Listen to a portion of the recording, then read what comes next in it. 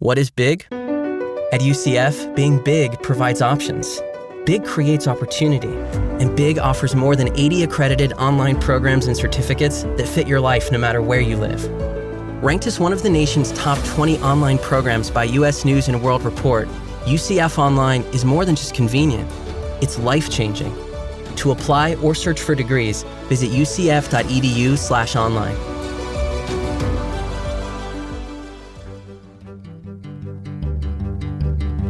From the 2018 OLC Accelerate Conference in front of a live audience, I'm Kelvin Thompson. And I'm Tom Kavanaugh. And you are listening to Topcast, the teaching online podcast. Hey, everybody. Hello, everybody. Yay. That's awesome. Yeah. Let's bring these folks home. They wouldn't fit in that tiny little closet that we usually record in. We could, yeah. And it was actual applause. That was not applied. Made me feel really good. Fake, special effects that. Did I do that one time? Oh, that was a noisemaker. That's right. You had it on your phone. Yeah, right. Like a laugh track. Yeah. To know how funny we are, because if you press the button on the app, it'll tell you you're funny. Yeah. Nobody tells me I'm that funny. So I hear as we say, the dulcet gurgles of hot coffee. What are we drinking? What's in the thermos, Kelvin? Well, today's coffee, Tom, is an El Salvador from Cova Coffee Roasters in Portland, Oregon. I was just there. Is that right? I was. You didn't bring. You could have brought us some more coffee. I could. It was raining. I could have brought it. You could have been wet, and you could have brought us some more coffee. Yeah, you're right. I should have. Okay, maybe next time. They call this El Ishko. El Ishko. El Ishko. See. I couldn't find a good translation of that. And this particular batch of El Salvador El Ishko coffee is what they call natural processed. Now, you might recall that we've talked about coffee processing in the past. Natural processing allows the coffee cherries to dry over time so that the husks eventually fall off, as opposed to hand processing, which they wash and they kind of get the husks off and all that to speed up the process. Generally, naturally processed coffees have a fruitier, I sometimes call it a juicier taste. Juicier. I don't know. Okay. I don't know much. I just kind of make this stuff up. You and your technical mumbo jumbo. What do I know? This particular coffee comes to us, we should say, by way of our colleagues at Portland State University, who came on a site visit to UCF a while back as part of the work of the Frontier Set. Yep. A group of like-minded institutions focused on innovating in student access and student success, among other things. And so I thought this might be a good coffee choice for today's special episode. Well, special thanks to our friends at Portland State, because not only did they send us coffee as a thank you, but it was like a coffee of the month. I just got another one. I know. Yeah. That's great. Bless them. Oh, we'll be set up for a while. But don't let that stop you if you want to. That's right. Eric Frederickson, who is in the room, is a very generous coffee benefactor, provider of yes. You too could get a shout out. If you want to just write some nice things on a bag of whole bean single origin coffee and stick it in the mail, as they say, put it on the back of a $20 bill. And that's car talk. Yeah, that's a whole different show. Yeah. That's good. All right, so naturally processed coffee is better than unnaturally processed. Better, different. But do you see the connection, some kind of a connection, and how's the coffee? Did you try it yet? I haven't tried it yet. Try it and then see what you think. El Ishko es bueno. Muy. Yeah. Muy bueno. That's good. That's about it. That's about all the Spanish I know. I live in Florida. I gotta work on that. Café muy bueno. Yeah, you say that like every other episode. So, all right. So do you see the connection? Sort of, only because you wrote these notes out. Sometimes, Kelvin, your kung fu's better than other times. It's true. This so one, true. It's a little. You let the people judge for themselves, Tom. A little bit of a stretch. You just connect the dots. All right. So, according to your own notes about the connection, natural is equivalent to in person, done by hand, artisanal even, shall we say? And the Frontier Set focused on those desirable future outcomes that we're all striving for. That's right. And I guess if we're in person, that's what we're doing right now. We're recording Topcast in person in an artisanal way. Sure. This is an artisanal podcast, folks. Yeah, sure. That means we charge more for it. That's right. Something. You can something like download that. it off of Etsy. You can feel better about it and charge more for it. Yeah, so we put out a call for topics for this Topcast Live episode, and 2 topics rose neck in neck, might we say, to the top. There were several that we put out there. Online versus digital. What are the implications of how we position our work? That was one topic that was right up there. And then predicted future developments in online or blended learning over the next 5 years. That was the other one. And they were like back and forth. And so who can choose? So we thought we would merge the topics in order to address how the framing and implementation of our online or digital learning field might continue to evolve over the next few years. That's what we're going to talk about. We took the coward's way out and didn't have to make a decision. Okay, way to go, Tom. That's all right. No, it's true though. We did talk about it and felt like these actually were related subjects. Yeah. So you want me to start or you want to start? Go ahead. Get it, nobody wants to hear me talk. So I would say that maybe number 1 is the answer to number 2, meaning that the predicted future developments in online and blended learning over the next 5 years is the fact that we seem to be evolving more from an online focus, at least in vernacular, to a digital focus, where online learning is becoming less of a institutional bolt-on and more of something that's becoming ingrained into the core fabric of the academic mission of the university or college.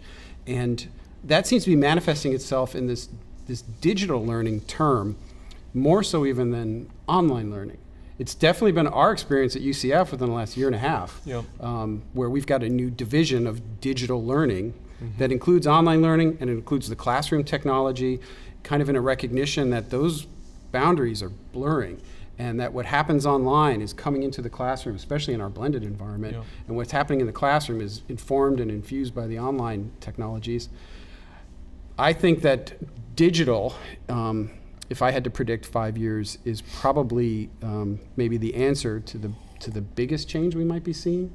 And maybe it's a framing change more than a physical change. Well, maybe we use that as a riff. I pasted in here several of the, along with crowdsourcing and people voting, we actually asked any comments people want to make.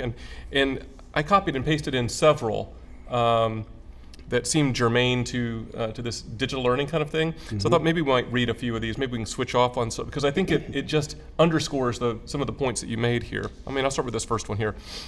So these are all things that you in the listening community sent in. The term digital has emerged over the last 2 years. You said a year and a half at UCF. Over the last 2 years. How does the term broaden our scope, or does it? Does it minimize online learning? Does it advance the pedagogy? There are many questions to answer, and that's true. Yes. I think it depends on the context. You could say it minimizes online learning, but I would say I think it expands online learning in a way that it helps to advance the academic mission in the regular classroom environment. If you're using the LMS, for example, in your face-to-face class to expand the kinds of resources that students have access to, the kinds of interactions, if you're flipping your classroom, I think that all of those online tools are being used in a kind of non-purely online way. It's making it more digital. Maybe some of this is also being driven, frankly, by folks in influential positions, such as the Bill and Melinda Gates Foundation, which has been using the term digital learning, and others have been adopting it, I think, as a result of that. And related to that, terms like digital courseware, digital adaptive courseware, so forth and so on. But it's interesting because there's another series of statements from another voter that maybe slightly takes issues with what you just said. How dare they? So I'll read this one too, since you said that part. The broader scope of the digital versus strictly online education arena has appeal because it provides opportunities for leaders in this space to have greater influence or impact on student success and institutional strategy.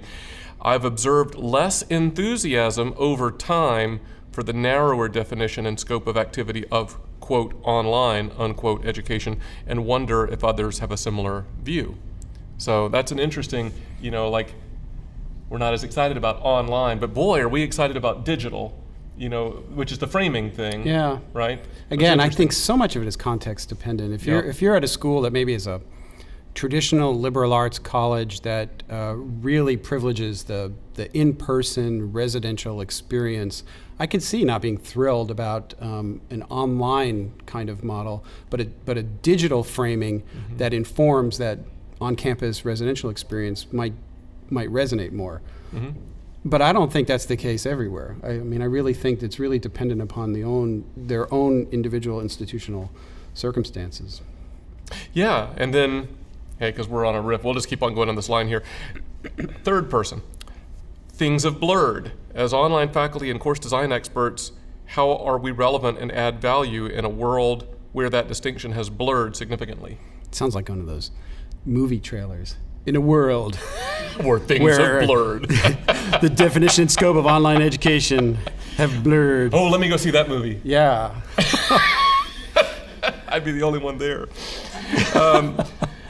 Or there'd be at least a handful of other people maybe there too. But then things take this other statement here, a little bit more critical turn in practicality of where people live. You want to read that one, that number 4 one? Number there? 4? Yeah. There has been a lot of discussion on our campus about quote unquote digital learning, but then not including our distance ed or instructional technology department as part of that digital initiative. I feel there is a disconnect between online and digital in the eyes of campus leadership. I'm not saying they are the same thing, but I would like to learn how others are dealing with the two terms and possibly helping to educate leadership committees on the role we play.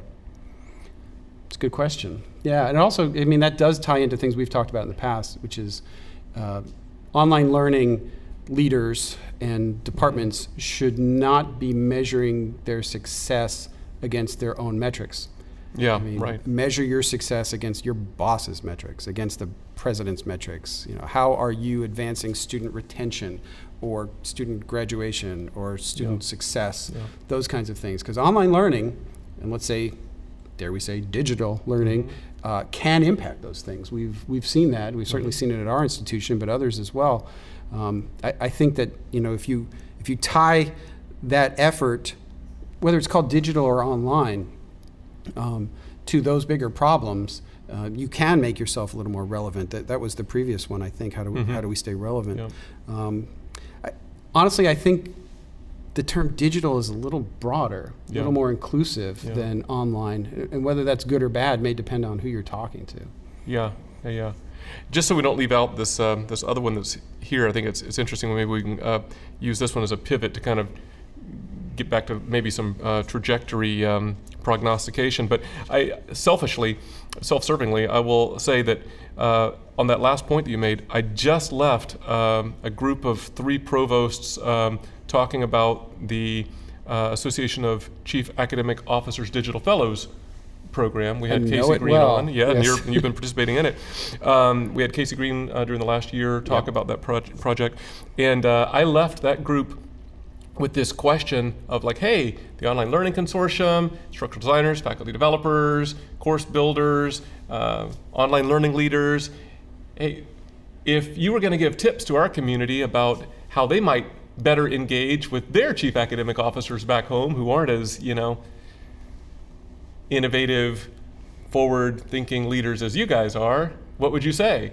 You know what they said? What? Same stuff you just said. Good.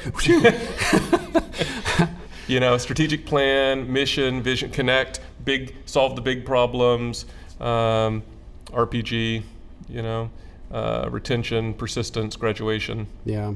Those kind of things. Okay. Did you read the 5th one? I didn't. Did we just talk about it? Okay, so we'll just say this. So at first I thought of digital as simply e-learning or online with up-to-date fixtures and a new coat of paint. But I'm wondering, this is the tone of optimism here, I'm wondering if digital is the best way to move forward with initiatives that recognize and embrace the changes in online learning in recent years. Well, we certainly have. So for us, digital also now includes the classroom technology, the AV technology. Right. And that's part of the purview of digital learning. It's not just online anymore. And what we've found by having, I think, a closer working relationship between the online people and the AV people is that we've identified opportunities that I think previously hadn't been there, if we hadn't done this structural change. So for example, we're doing a kind of really interesting partnership on attendance taking at the university, where we're developing an app that students can use to kind of check in a classroom by using a QR code that gets projected that you would scan, and we can go into more detail about that if anybody wants. But I don't know if we would have identified the right people and put them together in the way we did if we hadn't broadly defined digital learning in that way and put us all in the same organization. No, I think that makes sense. Just to sound a questioning and critical note, Tom, as we head toward the finish line here in a minute. So, online and blended, I know how to deal with that, right? We have instructional designers in our institution who come alongside and partner with our teaching faculty, and it's a professionally designed, collaboratively designed and supported teaching learning experience results from that, right? We have a bunch of folks come alongside that.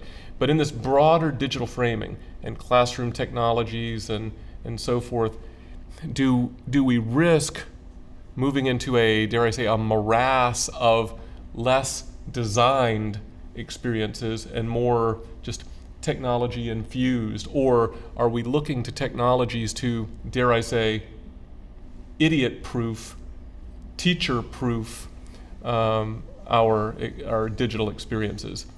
Is that a legitimate threat? Well, I think anywhere where technology is easy to implement, that's a legitimate threat. I still say this about the learning management system. I think our biggest risk is outrunning our quality supply lines. I think it's real easy to just create a new section in your learning management system and say, go teach it, without preparing the faculty and doing all of that logistical and hard work of preparing them to be successful. That's the hard part. The easy part's creating a new section in the LMS. And I think the same thing happens in a classroom. So another area I think that's been fruitful for us in having this new organizational structure under a digital learning umbrella is in active learning. It's a big push at UCF, as it is at a lot of other schools, to have active learning in the classroom.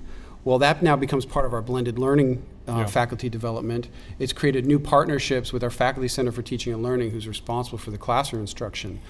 And it's created opportunities for our instructional designers to work with the AV folks to talk about, all right, what kind of technology would be good in these active learning rooms? How can it bring in the online world? And your point about instructional designers, I mean, it's a resource issue, but I recall our previous provost, who's now our president, having a thought experiment where he said, well, what if every faculty member in the university had an instructional designer for every class, not just the ones teaching online? And I had to sit down. You went, yeah, what if that happened? Yeah. But it's the right question, because people teaching face-to-face need support and pedagogical design and how to align objectives with assessments and activities, just like everybody else teaching online. We just happen to have designed it so that frankly, what we can afford is to provide it to faculty who are teaching online. But if we want to do it right, provide that kind of support for faculty who are teaching face-to-face as well. And if that's the case, it's not just it's never just a technology solution. Right. I'll quote Joel Hartman again. Yep. I've done it before on this podcast many times. That adding technology to any sort of environment without changing the process just adds cost and frustration. You have to change the process around this new technology. And I think instructional design around even classroom-based technology is a fundamental requirement if it's going to be successful. No, I think that's good. So what we're saying, right, is you're saying the two things neck and neck, one answers the other. So the future is more digital. Digital is broader. Broader isn't necessarily not designed or non-intentional or teacher-proofed. We hope to bring all the affordances of online and blended, our rich history, to this broader, more inclusive digital learning future. Yeah, what you said. And this, I guess it just worked out in this one that you were sort of the questioner and I was the answerer, but hey, that's how we roll. That's how we roll. This is Tom's view of the world, so we'll That's see right. if anybody agrees. I like it. Let's go with that. But yeah, I do agree with that. I think so. Yeah. Okay. Well, I did write this. I mean, that might have been a better bottom line takeaway, but I did write this one here thinking that maybe, let's see if this matches anything that we just talked about, Tom, and see if you agree with this one. So we continue to live in fast-moving times, and today's digital learning technologies continue to accelerate, watch what I did there, accelerate the pace of change. However, we have the opportunity to shape the direction of change at each of our institutions. How we frame our work and where we invest our innovation efforts will have at least some bearing on where our future leads. Amen, brother. Preach. That's true. There it is. I think it's true. Okay, that works for me. If it works for you, that's good. And hey, look at that. We're right on. Right on time. Should we do this little plug here? Why don't you do that little plug? So keep in mind, everyone in the room and everybody listening at home, the entire catalog of Topcast episodes is available on the Topcast website. Older episodes may have faded from Apple Podcasts and maybe other platforms. So each episode page contains a transcript, Twitter summary, and carefully curated, read more about it, topical links. And that can be found at http://topcast.online.ucf.edu. Topcast.online.ucf.edu. Yes. Check it out. We would love to hear feedback. There's a way to comment or email us, or you can send us an audio file, or we always take coffee contributions. That's right. Topcast@ucf.edu would get us an email. So until next time, for Topcast, I'm Kelvin. And I'm Tom. See ya.